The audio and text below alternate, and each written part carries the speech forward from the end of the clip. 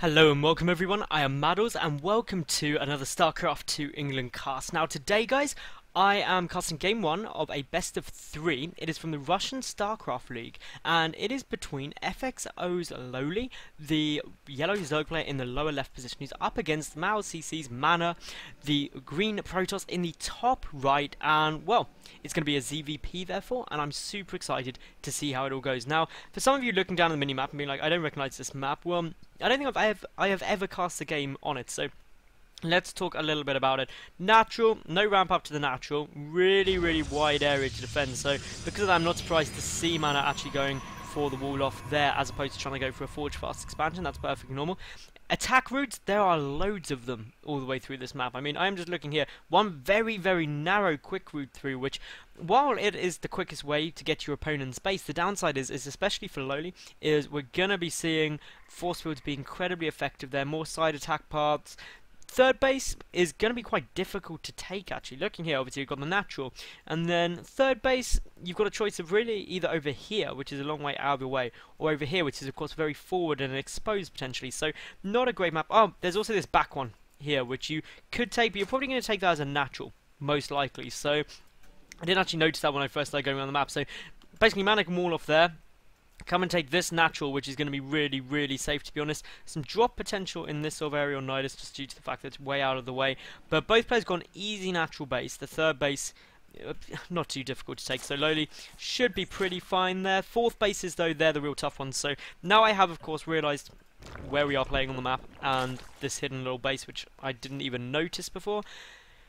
I seem a lot more intelligent. But yes, that is beside the point. Lowly getting up the extractor, so that's quite an early extractor, so I'll be interested to see what kind of strategy he's going for there. MaNa happily walling off, getting a forge there at the front, just going to go for a forge expansion. This is really easy to wall off. Like, this is ridiculously easy to wall off if needed.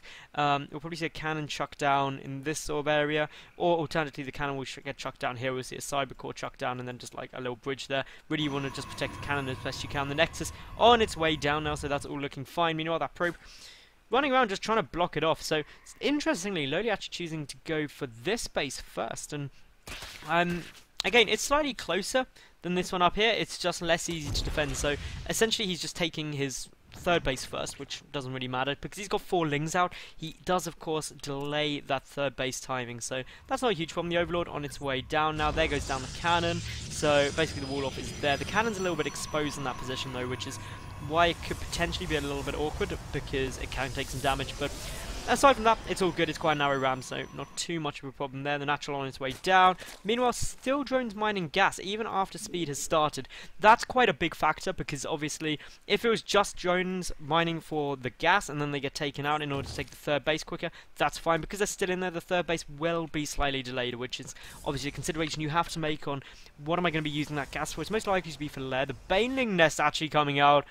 Ooh, Baneling nest. Are we going to see a Baneling bust? We may. That would be exciting because there's nobody much here to try and defend it, so that could be exceptionally fun, and this could be turning out to be an absolutely awesome game.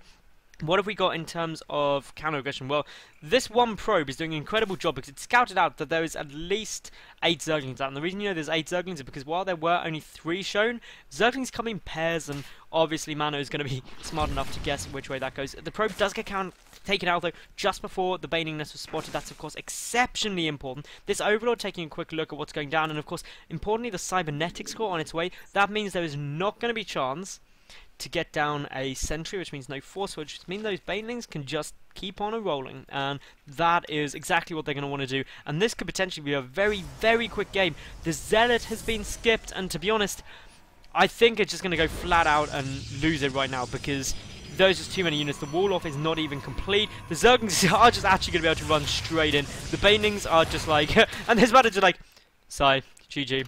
And I can't blame him for being a bit annoyed, but also Lowly scouted out exactly what he needed. So that was game 1, guys. Let's take it to game 2 and take a look at what's there. Before you go though, like the video, subscribe and leave a cool comment. See you at game 2 any second.